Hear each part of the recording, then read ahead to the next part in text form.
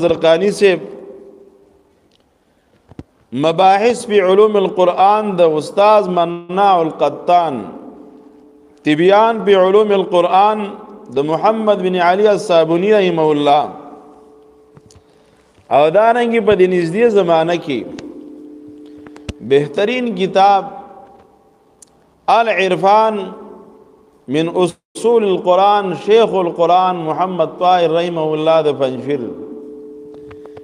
بہترین تصنیف په اصول القرآن کی چې بلکې هغه یو بهترین تفسیر هم دی، هغه ولیکه دارنګ تنشیط الاذهان د شیخ القرآن عبدالسلام رحمه الله.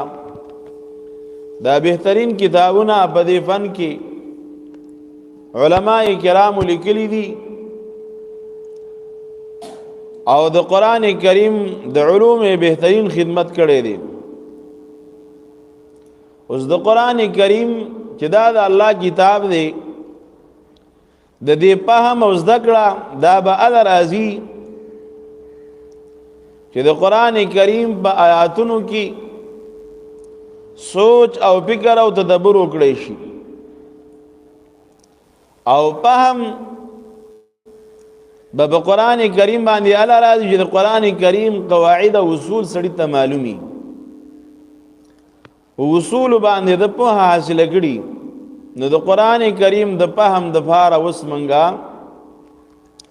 سو اصول ذکر کو چې هغه ډیر ضروری دي او دا هم ضروری ده چې د هر فن او علم د پاره د هغې د زده کړې د پاره ضروري اصولي هغه اصول چې زده کړی شي هغه فن او علم اسانیږي، او که اصول زده نه نو بیا د هغه فن مقصد ته انسان نشي رسېدلی. دې وجې نه علما لیکي من حرم الاصول حرم الوصول. څوک چې د اصولو نه محروم شو نو مقصد ته رسېدل نه محروم شي. بیا د هر فن دپاره جدا اصولي لکه علم الحدیث دا غي د بار اصول الحديث، قواعد الحديث، مصطلحات الحديث. دارنګ د فقه د بار خپل اصول دي، د اصول فقه د بار ځان نه اصول دي. علما په دې فن کې بهترین کتابونه لیکلي دي. اصول د قران کریم دا یو جدا علم دی چې په دې سره د قران کریم معانی او مطالب اسانيږي. بیا دې فن کې مخکې من ذکر لري تصنیفات شوي دي، خو څه متعلق د اسباب النزول سره، څه متعلق د اعجاز القرآن سره چې د الله کتاب دا یو معجز کتاب دی څوک یې مقابله نشي کولی،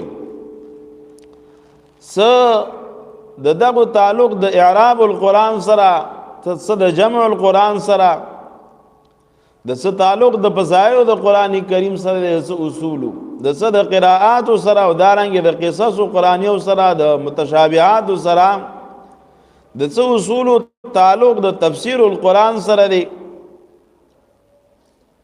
من هغه قواعد او ضوابط به ذکر کوو چې فهم د قرآن ور باندې اسانيږي او هغه ته موږ اصول وایو. بیا دا اصول درې قسم دي. یو قسم هغه امور چې تعلق لري د استعمال د الفاظ سره، د استعمال د الفاظ مفرده سره،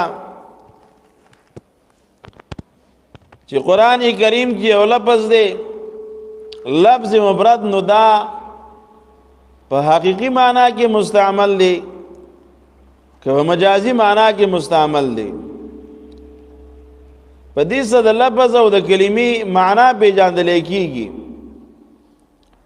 د دې لپاره علم لغت، علم الاشتقاق، علم الصرف، علم النحو، معانی، بیان، بدیع دا پیژندل ضروری دي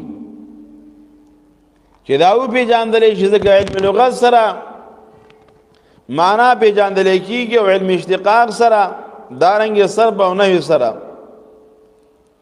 او وجه دا ده